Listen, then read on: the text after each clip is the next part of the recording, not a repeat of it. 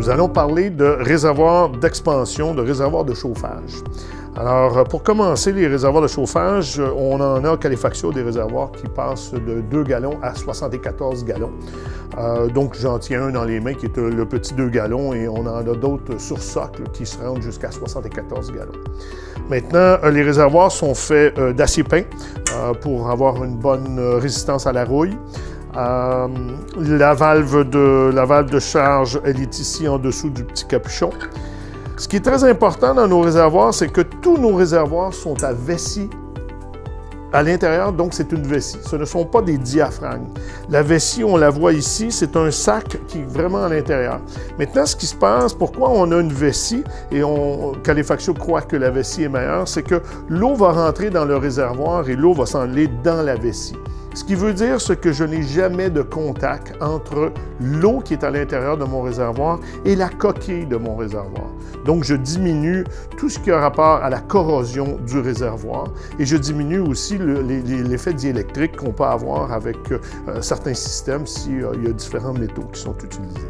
La connexion ici, on a une connexion qui est quand même assez forte et qui est fixe sur les petits.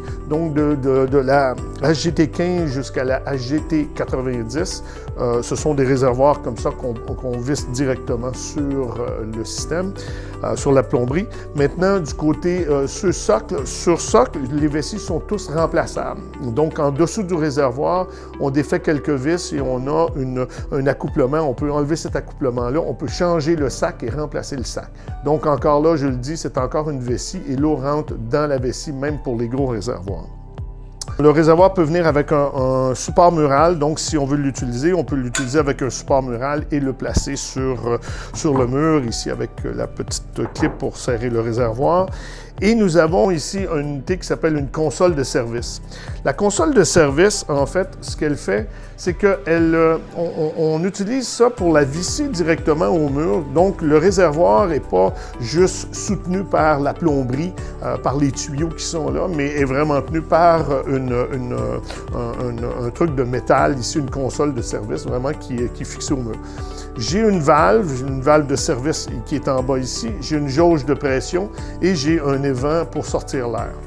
Maintenant, juste expliquer la petite valve de service ici. La petite valve de service, lorsqu'on est en opération, la valve de service va se trouver à être ouverte. Si je veux vérifier mon réservoir, vérifier la pression de mon réservoir, je défais la petite connexion sur le côté ici et je peux utiliser une hose à jardin pour brancher ma sortie. Maintenant, ce que je vais faire pour prendre la pression, c'est que je vais tourner ma petite valve ici. En la tournant, tout le liquide qui est dans le réservoir va donc sortir par ma hose à jardin que je vais envoyer au drain. Et à ce moment-là, je n'ai plus d'eau dans mon réservoir et je vais être capable de vérifier la pression, à savoir est-ce que la pression de mon réservoir est bonne. Est-ce que mon réservoir est bon? Si mon réservoir n'est pas bon, je peux facilement l'enlever parce que je ne suis plus en contact avec la pression du système. Si mon réservoir est excellent, si je dois changer la pression, je peux la changer aussi. Maintenant, on doit savoir que la pression du réservoir, lorsque le système n'est pas en chauffage, doit être égale à la pression du système. Donc, ce qui veut dire que c'est que si ma valve de réduction de pression est installée à 12 livres, mon réservoir devrait être à 12 livres, lorsque mon système de chauffage ne fonctionne pas. Lorsque ma vérification est faite, tout simplement, je referme mon petit bouchon ici et je vais retourner ma valve dans sa position. Maintenant, la valve, nous l'avons faite avec une petite vis sur le côté ici, où on peut, pour empêcher quelqu'un de venir jouer avec, on peut tout simplement la repositionner et la barrer en place, ce qui fait que ça empêche quelqu'un de venir prendre la valve et la tourner par une arme de repose. On a aussi sorti, si on a un système qui est installé au glycol, on a un GMP qui est un Glycol Makeup Package pour pressuriser le glycol dans le système. On peut tout simplement utiliser cette petite hose ici et venir le raccorder directement dessus. Ce qui fait qu'on a, avec notre console de service, on se retrouve à avoir tous les éléments ensemble. Le réservoir d'expansion, la pression, un point de rentrée pour le glycol dans un endroit. Ce qui fait à un moment donné une installation assez bien complète et bien faite. Alors, c'est tout pour la partie des réservoirs d'expansion.